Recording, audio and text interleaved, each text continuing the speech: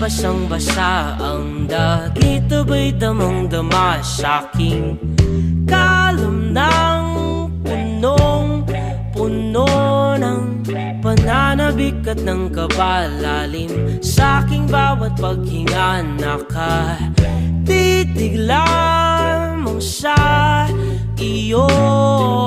Naglakad ka ng dahan-dahan sa pasilyo tungo sa altar ng simbahan.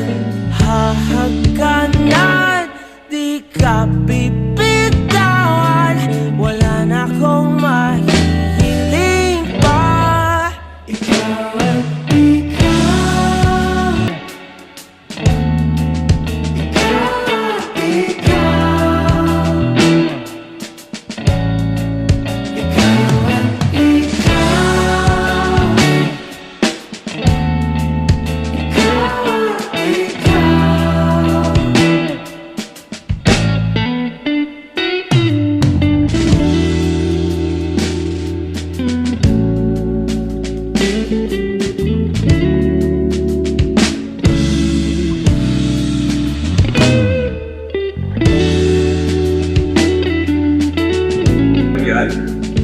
sigurado very established na talaga.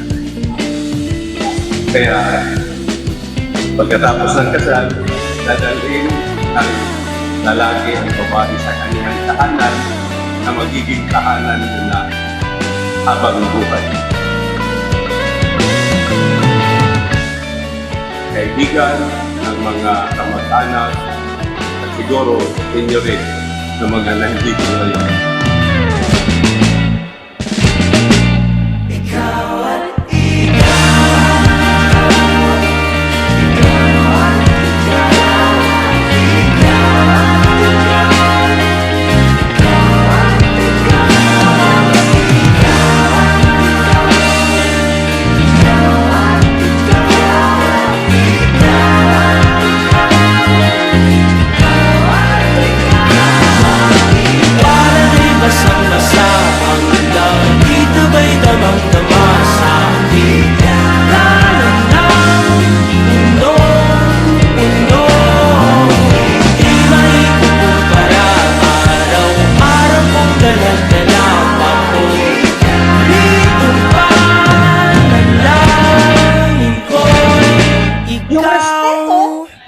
Yung pagmamahal, alaguin. Minsan-minsan mag-date kayo. Ang ate ko, nagsiserve na sa church. Wish ko lang, sana makapag-serve ka na rin sa simbahan. Amen, di ba? Lahat ay nasa inyo na. Pangako ng Diyos, ano man ang mangyari, katabi niyo siya. Lingunin lang natin ang pagbuyan. Tapos at the end of the day, ang panalo, kayo, years na. Yan. Yan, 38 years na yan. And inspiration and best wishes. Yung encouragement, tandaan nyo lang yung mga first letter ko. And that's love. Because love is a decision. Congratulations and more power sa inyo. No? Nanay Peli, sa aking mga ninong, ninang, yung boy, Kochi, Yonyong, maraming salamat, Allen, KG, Jetly, salamat sa inyong lahat, sa akin na Laxi, Yarina,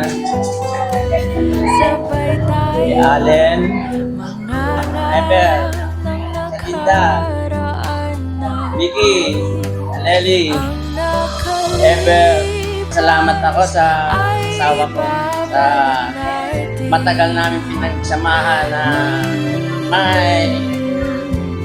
maraming nagdaan sa amin na hanggang ngayon nandito pa rin siya sa tabi ko at minamahal niya pa rin. Hindi siya nagsasawa ng pagmamahal sa akin. Hindi rin man ako nagsasawa ng pagmamahal sa kanya. Sa simbahan din ng tuloy. Salamat sa lahat ng guests namin, sa mga taga-Taysan, taga-Bulbog, taga-Pangasinan, taga-Caloocan, taga-Nueva Ecija, lahat sila malalayong lugar na kinita lang kami para lang masaksihan ang kasal namin. Aking manugang na si Ella, na gumanap lahat bilang isang anak na babae. Thank you. Thank you sa aking mga anak. Kay Jill, kay Allen, kay Jeffy, at higit sa lahat, syempre, yung nagpapasaya sa amin. Ang aking apo na si Sophia at si Simon. Thank you. Thank you kay Lord. Salamat.